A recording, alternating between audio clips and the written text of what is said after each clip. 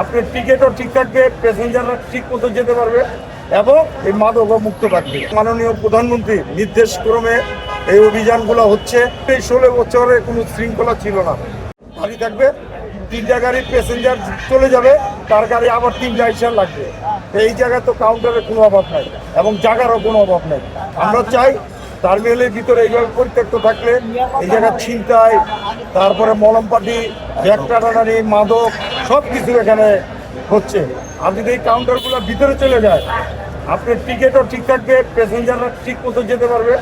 সব মশার বিরুদ্ধে সুরক্ষা দিতে এলো বসুন্ধরা এক্সট্রিম অ্যারোসল। মশার বিরুদ্ধে এক্সট্রিম সুরক্ষা এবং এই মাদক মুক্ত থাকবে এবং স্বচ্ছল সুন্দরভাবে টার্মিনাল করবে।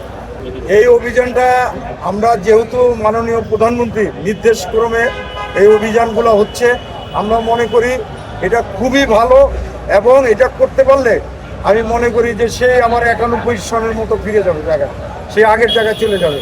যেহেতু এই 16 বছরে কোনো শৃঙ্খলা ছিল না, যে যখন সেটা পার্সেল করছে আগে কিন্তু প্যাসেঞ্জার সব টার্মিনালের ভিতরে যেত এবং কাউন্টার থেকে যেত। আর আরেকটা জিনিস যেটা আপনারা দেখেনি যে অন্য সময় টিকিট ব্লক করে ওই যে হটলাইন, তারা করে কি 700 টাকার টিকিট নিয়ে 1500 টাকা করে বিক্রি করে।